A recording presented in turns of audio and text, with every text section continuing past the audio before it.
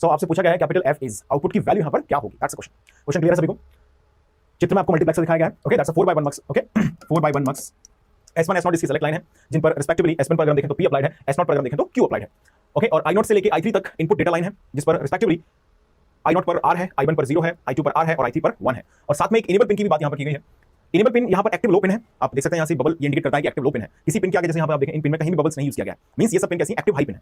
Active high pin कब enable होती है? जब उन पर लॉजिक हाई यानी कि 1 अप्लाई किया जाए, अंडरस्टूड। और एक्टिव लो पिन कब इनेबल होती है, कब सक्रिय होती है? जब उन पर लॉजिक लो यानी कि लॉजिक 0 अप्लाई किया जाए। तो गाइस यहां पर जो इनेबल पिन है वो एक्टिव लो पिन है।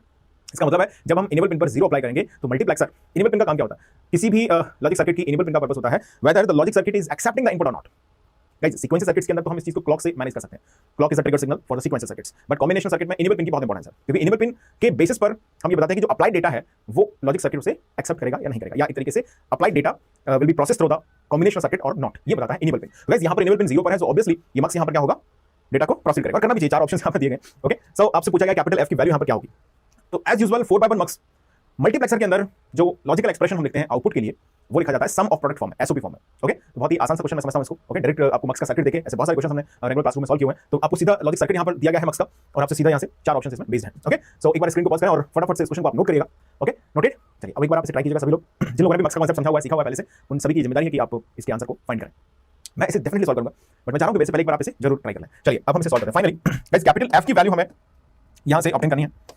सो एज यूजुअल एक जनरल सेंस में अगर मैं बोलूं किसी भी मक्स के लिए तो हम ऐसे बोलते हैं S1 बार S0 बार I0 प्लस S1 बार S0 I1 प्लस ये मल्टीप्लेक्सर का फाइनल आउटपुट रिप्रेजेंटेशन होगा। सेलेक्ट लाइन की वैल्यू सिर्फ 0 0 होती है, तो I0 आउटपुट पर अवेलेबल हो जाएगा, ओके। जब इनकी वैल्यू 0 1 होगी तो आउटपुट कैपिटल F की वैल्यू क्या हो जाएगी? I1 हो जाएगी। अब जब 1 0 होगी सेलेक्ट लाइन की वैल्यू तो यहां पर आउटपुट कैपिटल F इक्वल हो जाएगा I2, और जब 1 1 होगी तो कैपिटल F इक्वल हो जाएगा I3 एज यूजुअल। तो हमारे पास S1 पर दिया गया है P, S0 पर दिया गया है Q, और I0 I1 I2 I3 पर R0 R1 इस तरीके से इनपुट अप्लाई किए गए हैं। Let us find the final capital F।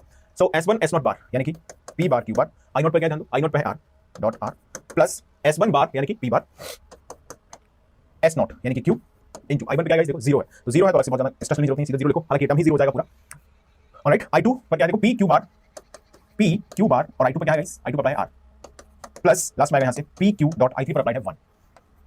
ये हमारे पास एक्सप्रेशन जनरेट हो गया। अब ऑब्वियस है कि हमें थोड़ा बहुत इसमें मिनिमाइजेशन जैसी कोई अगर पॉसिबिलिटी बनती है then we must have to be think over that.